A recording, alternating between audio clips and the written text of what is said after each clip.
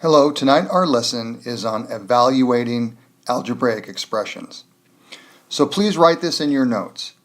To evaluate an algebraic expression, substitute the number for the variable, then follow the order of operations.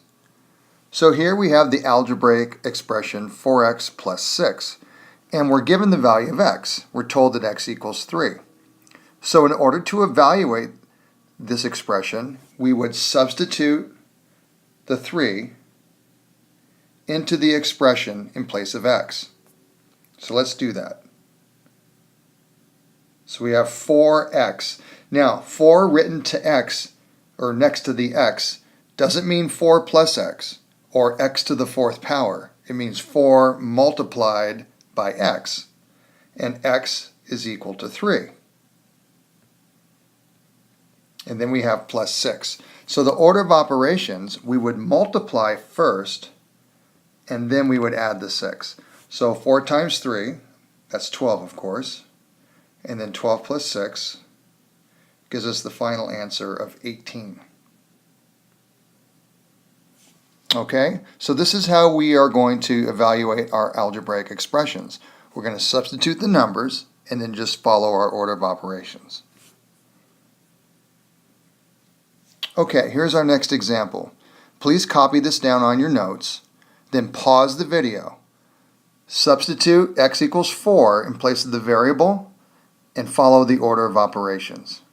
Then restart to check your answer. Welcome back from pausing the video.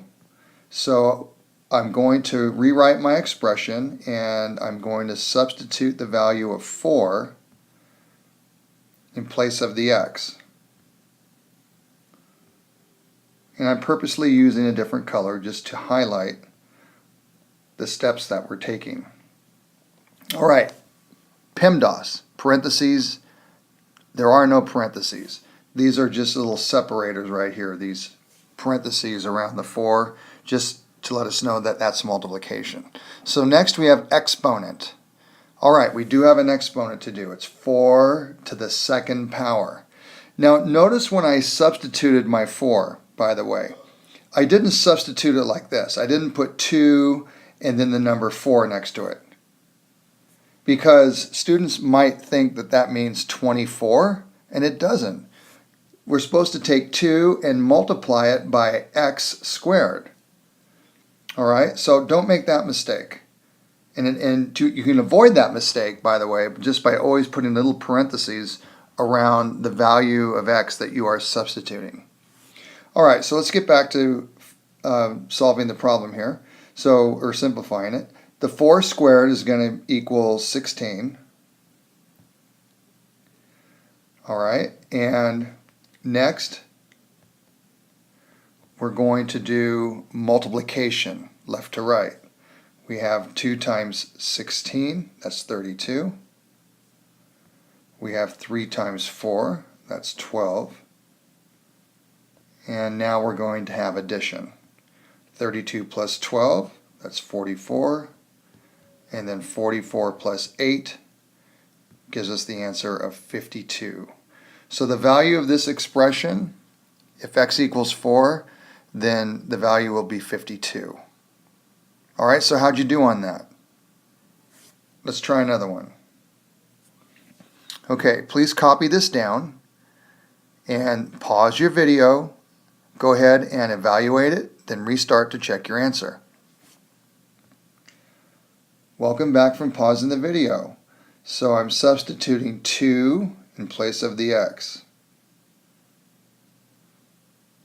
Okay, so that's 2 cubed plus 2 times 2 squared. It's not 22 squared, right? It's 2 times 2 squared plus 4 times 2 plus 1. Okay, we have some exponents to do. We have 2 cubed. That means 2 times itself 3 times. So that's 2 times 2 times 2. Well, if you go 2 times 2, that's 4, and then times it by 2 again, you get 8. Okay, and then here we have 2 squared, so that's 2 times 2, that's 4. And it's next to that 2, which means multiply it. So let me put that little dot for multiplication. Okay, and that's it as far as exponents. Okay, left to right. Multiplication or division, whatever comes first, and so we just have multiplication. So you have 2 times 4 and 4 times 2, so we have a couple of 8s there. And now let's just add 8 plus 8, and then 16 plus 8, and then 24 plus 1. Okay, so that comes out to 25. How'd you do on that one? Okay, let's try one more. Okay, this last example shows that sometimes algebraic expressions have more than one variable in them. So far, we've just been sticking to one variable, all right? But there are going to be problems where you may encounter on a test or on an assignment that they have more than one variable, all right? But you just follow the same procedure, okay? So we're going to substitute 10 in place of B,